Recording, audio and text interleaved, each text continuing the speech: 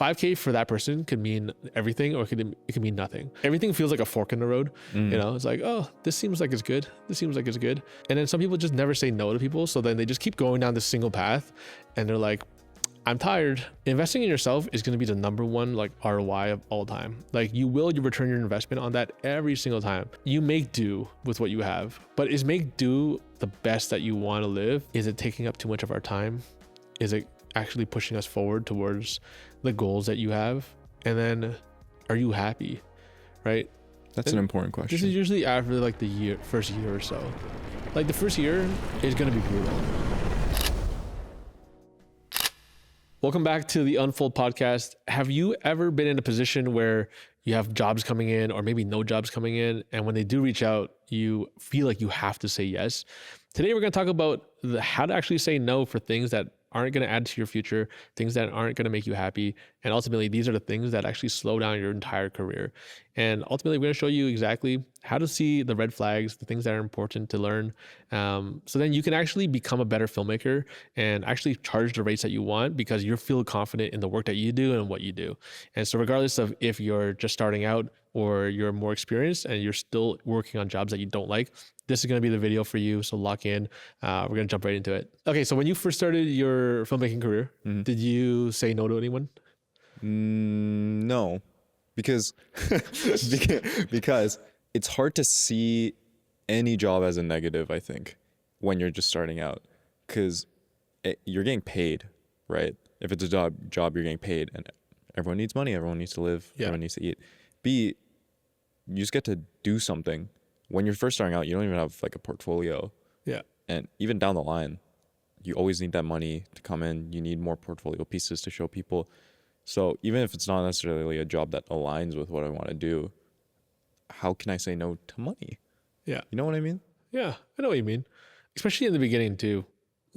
Like you have no foresight of anything. Yeah. Like this is what's in front of me right now, and I'm just going to do it because everything looks like an opportunity for you, regardless if it is or not. And in the beginning too, like to be honest, when you have zero skills and you just have a camera, like just do it. Yeah. You know, like just do all of it. And like this is we'll transition to why eventually you'll stop doing this. But you need to learn something. You know what I mean? Like you don't even know how to talk to people. In the beginning, when I used to do projects, I would ask to do recaps and I would put on headphones in. Yeah. Like no one's gonna talk to me. Yeah. It was so awkward. And I'm like, wow, am I antisocial? Like what's going on here? You're not even antisocial. You're a little like freaky. It's like weird. Yeah, it's weird. Like someone like that guy. Yo, there's a guy over there with the camera. It's like, oh no, that's Jason. Like, why does he have headphones in too? Like you can't even talk to me. And then I realized like, oh, maybe I shouldn't do that. So people can like openly have conversations with me. Yeah. And so there's like all these little skills that you learn. But yeah, like you said in the beginning, you just say yes to stuff. But then there's a point where people don't stop saying yes to everything. Yeah. And like, that's like the ultimate crutch. Cause then you just, like for example, like you have some projects that you've come up. Do they all seem like opportunities to you? I look back and I think which one of these actually were opportunities and which one of these was because I need to pay rent in a couple of weeks. Yeah. And like, that's the hardest crutch for a lot of people is kind of that step in the beginning, where you're like, I know I need to make money. And I have a lot of stories for this too, which is great. Yeah, let me turn the question back on you. Have you ever said no to a job?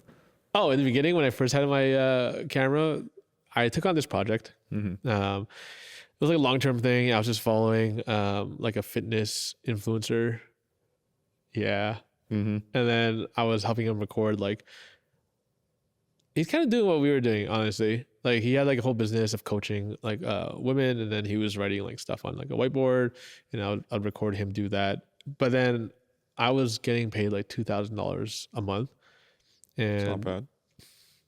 Just wait. $2,000 a month, and then I had to go there, bring all my stuff, but I was also shooting, ideating, recording, and these were long videos. I see now. I was like a full-on videographer for him, and I would have to walk to the gym with him. Like I remember, like I'm gonna claim about the most random stuff right now. Like I had to walk to the gym with him because it was just like so heavy. I didn't have a car back then too, so I was just like, man, this is brutal. I would be tired from the shoot. Like also the shoot times were like random, right? Like oh, 10 o'clock today. I'm kind of tired. Let's do 3 o'clock today. Just like on call. I'm just on call. Imagine being an on-call everyday videographer. You're like, what's going on? You know, like every day is kind of blend.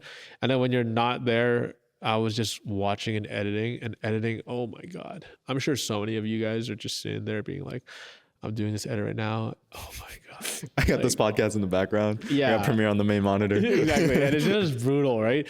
And it hurts even more now that you're hearing this. Because you're just sitting there, you're like, I'm watching this guy, you know, just talk about random stuff. Look, he's cooking chicken. I'm like, damn, like how far my career has come since that point. But to me, I thought that was the greatest opportunity. I'm like, oh man, I got recurring money and it seems pretty chill because it's just a guy talking, whatever.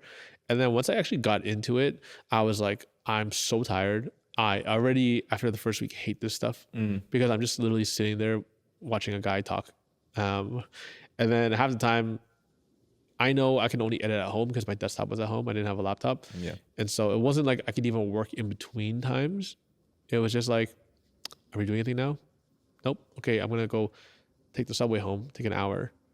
So it was like an hour there, hour back. And then I would have to start editing all through the night because there was also like deliverables that was due. And I was like, oh my God. 1 month in, I was like, please get me out of here. Yeah. And did I learn stuff from that? Yeah, I learned not to take on jobs like that. You know, like sometimes those are the skills that you learn. And sometimes it really needs to like bite you in the ass for you to realize like, sometimes it happens a couple times too, because you forget the lesson and then you got to come back to it and be like, yeah, that wasn't great. So there's stuff like that where everyone's going to go through. You're going to test and try so many new things. And then eventually you kind of need to actually like niche down into something, right? And a lot of people get scared for this point because they're like, oh man, if I just go all into sports, like I'm stuck. I'm going to become the sports guy. Like we were both the running guy at different points of our life, right? Yeah. And you quickly learn the ins and outs of it, and you realize like, oh, this is probably not the clientele I want, or this is not this things that, yes, you can do it, but should you do it? No. But then to you, it's like running comes easy because you have people in the friend space, or you know what I mean? Like it's a bit of an unfair advantage because you're just comfortable in that space already. I've run before. Yeah, you've run once, you know, and then you're like, yeah, okay, cool. And then you quickly realize it's just like the easy way here doesn't mean it's like the thing I should be doing. Totally. Right. Because I know in the beginning too, I was like, I want to be doing cool global commercials for Lululemon. It was always the goal. Right. And then I somehow got to Lululemon, but it was through recaps. And then it was through these like random videos and stuff like that, which I'm all grateful for because I've learned a little bit of everything from these projects. And like I've met great people throughout the path. But is it something that I want to do long term in my career? Like that's the bigger question. And so you actually are, you know, put up against all these internal questions that you literally sit there all day and you're like, man, these people are doing cool stuff all the time. I don't know what I'm doing. Like, and then you're like, how do I get one step closer there? And then you suddenly get all these barriers around you. You're like, I'm still doing this fitness influencer thing. How am I supposed to use my free time to get to that next stage? And the hardest thing you're going to learn as a beginner, even as an intermediate like filmmaker and videographer, whatever it is your ability to say no and your ability to like stop working with clients and how to do that like very cleanly so you're not burning bridges along the way. Well, how do you do that? That's a great question. You just have to say no. There's times where we were already planning to work with someone long term, and then it's just having a real conversation with them, being like, hey, like, love the relationship we have. Like, it's been great working with you. And then I think now we're just at a different point in our career and like a different range where we just can't take on the jobs that you're currently providing us or whatever it is. And it doesn't need to be like, I don't want to do your work anymore. You know what I mean? It's like, hey, that person might elevate in their life and go to find a new job or new career or whatever. And they might find their way back to you and they might have much more budget down the line and you might be more down to actually do those jobs. But sometimes you just need to sit down and be like, what is the path here? Am I going to be the only person that they're going to reach out for this stuff? Is it taking up too much of our time? Is it actually pushing us forward towards the goals that you have? And then are you happy? Right? That's an important question. This is usually after like first year or so. Like the first year is going to be brutal. I think everyone is like, it's almost like a, you know, you make it or you die type of situation because you're like, I am going to stick to this because I love the sport or like, the world of filmmaking. And I know my long-term goals. I want to get there. A lot of people have that drive and I love that. That's pretty much us too, right? It's like, I know we can do more than this. Yeah. Everyone thinks that, right? Yeah. But now you have to make real decisions in your life to be like, okay, but what is that path? And then what's currently stopping me here? Because I think in the beginning, the hardest thing is just going to be able to say like, is making that decision, right? Like everything feels like a fork in the road. It's like, oh, this seems like it's good. This seems like it's good. And then some people just never say no to people. So then they just keep going down this single path and they're like, I'm tired. I can't do anything. And then you're just stuck there for so long. So let me ask you, if you are in this scenario, if this situation sounds familiar to you, how do you decide when is the time and what are the certain checkboxes that need to be checked for you to be able to say no now? Yeah. And what is the next step then? What type of projects am I doing if it is a no? I'm gonna give the hard, truthful answer that no one ever gave us. Mm-hmm. When you're a full-time freelancer doing this stuff and you think you're gonna do it forever, the thing that burns you out the most is that you don't see an end in sight. And it's because you're doing this full-time and maybe you're not focused on the business side of things as much as you should be. Yeah. And sometimes it's okay to take a job.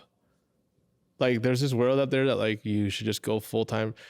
Being a full-time freelancer has been one of the hardest things of all time. Oh yeah. Because you're like, you start doing that math, right? Like $500 job, I just need 5 of these, and you can't even do that because you can't sell fast enough because you're now tired because you are doing too much chicken videos, So then you're like, okay, I actually can't sustain this.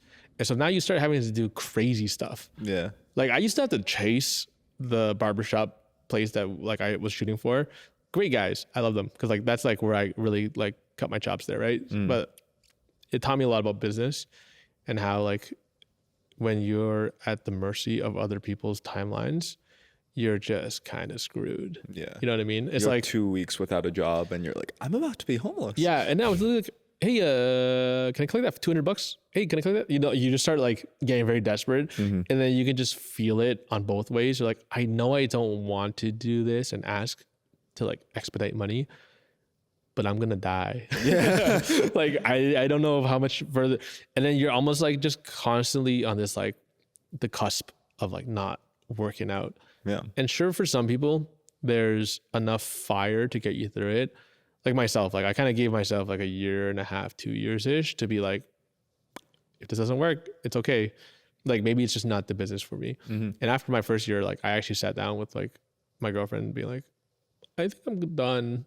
Like this is really difficult. Like it's easier to just get a job and like do it. And sometimes it's truthfully, that is the better approach. Totally. Because what I've learned over the years is like, because I was making all these crazy decisions, it slowed down my progress so much further. And so I always talk about this golden goose of sorts. Sometimes people come into this industry with a job already. Like, hey, I'm a 9-to-5 videographer for this company. I'm getting paid like 50-ish, 60K. I'm like, dude, great.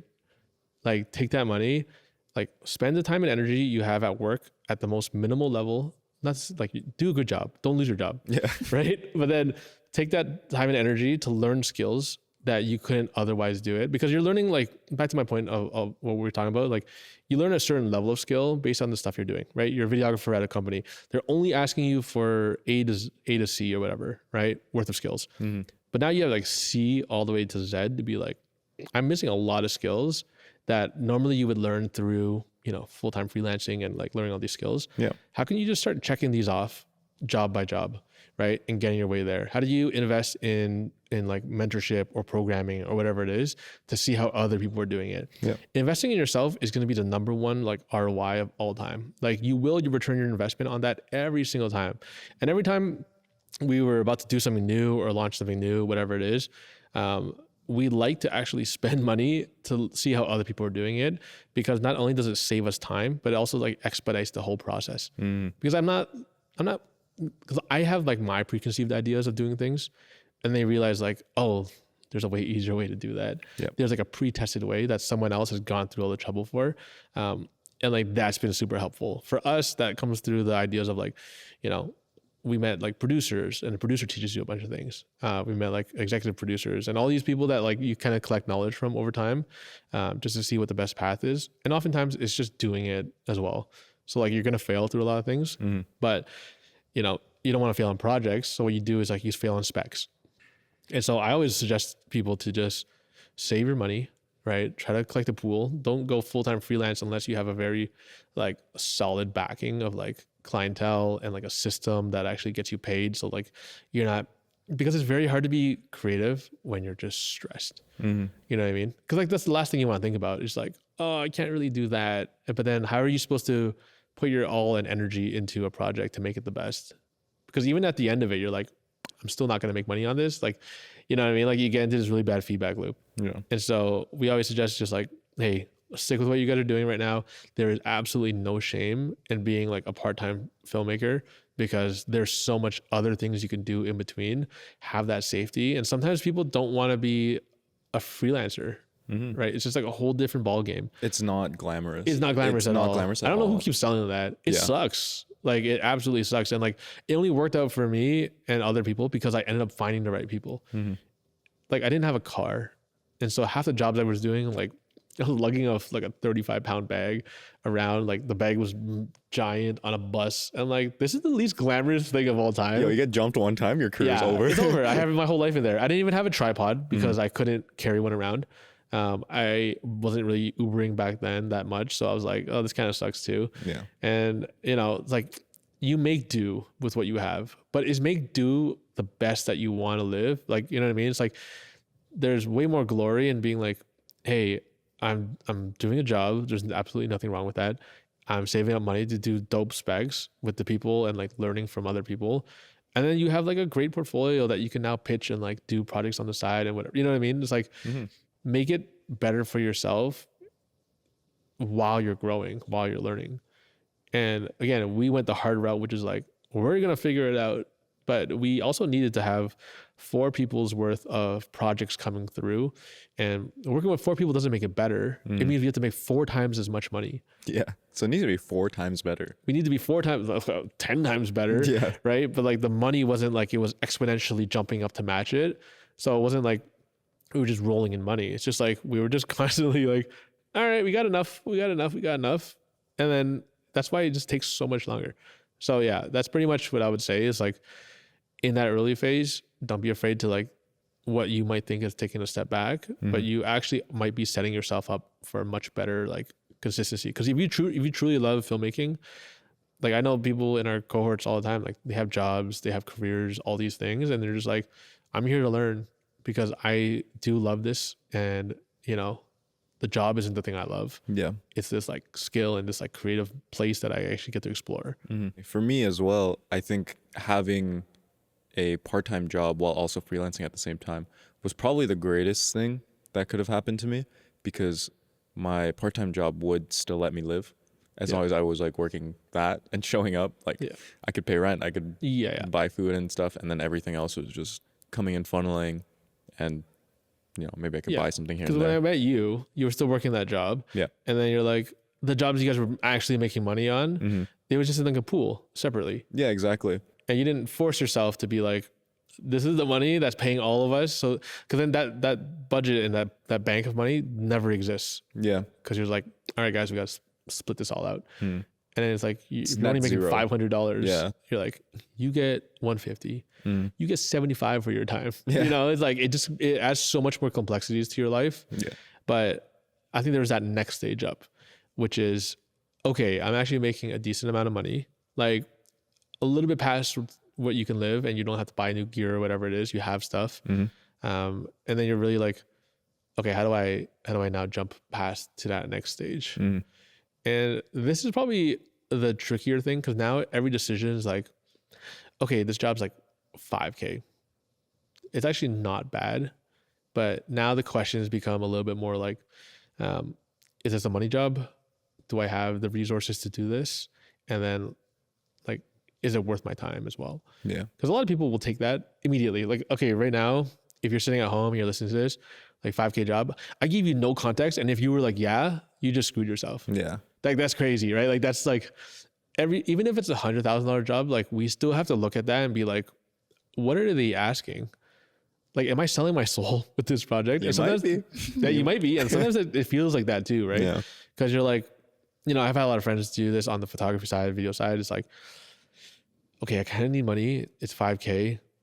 And then they get beat down so hard from this client because they didn't care about the red flags. Mm-hmm. They just went like, yeah, I got to do it. Whatever you're going to throw at me, I can handle it. Yeah. But like, you can't handle it.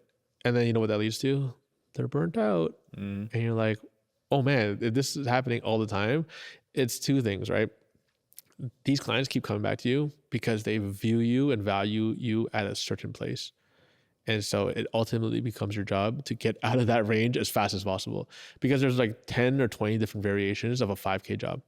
There's hundreds, obviously, but you need to be smart enough to look at that, because we've turned down $5,000 jobs, $10,000 jobs, $20,000 jobs. We've turned down, no problem. Yeah. Because we're like, you suck. Like, this is going to be a bad time for everyone. Yeah. And this is what the importance, like, this is actually why we created that like client brief checklist that we have free on like Set Memory. Oh yeah. Is specifically to ask the right questions, because oftentimes people just think money is money. Cool. Money is all equal. Money is not equal at all, right? $5,000 for that person could mean everything, or it could mean nothing. And oftentimes when it means everything to them, that's a bad time, because they're like, this is the last $5,000 I have and I'm giving it to you. You better give me the world. And it's okay to say no, because oftentimes what happens is another job comes up and you can't take it because you took on this crappy job. Yeah. And you're constantly playing this world. And it's oftentimes why marketing is so important to like build out. But like, just knowing the right times to say yes and no can be crucial for you, because you take on the wrong job, you're fried and you're burnt out, and you're like, you don't even see opportunities the same way anymore because you're so tired, and you're like, that looks good. It's something I might want to do, but like, I don't want to do it anymore. And your headspace is probably, for all of us here, it's like the number one thing that you want to stay and keep in check. Because I have so many, again, friends that go through these stages where they let the world beat them down. And I'm like, oh, you're so close. You're so close. But yeah, those are pretty much the two main stages that actually get you past that 10K range and that 5K range. Because once you kind of understand your boundaries, understanding yourself and what you actually want to do for your career, it makes it a lot easier to make these decisions. And don't feel like the world has, you have to like make the world happy, right? Like, make yourself happy first. Make yourself happy. And then everything else will line up, because when you have good energy and you're like nice to be around and people actually enjoy working with you, like that's where your like biggest unfair advantage is, because it's truthfully, they're hiring you for you. The work is whatever. That's where you ultimately want to get to. And then you just keep going from there. But in the meantime, keep watching the channel, because we're constantly gonna be talking about this stuff, a lot of like mindset stuff, but also tactical things you can do right now. And depending on what stage you're at, just lock in, just do it. Just lock in. Because everyone's gone through this stage. Be smart for yourself, make yourself happy, and then ultimately you'll be even happier because you've subscribed to the Unfold podcast. Yeah, baby. Please subscribe to us. You will enjoy the things that we put out. Goodbye. Peace.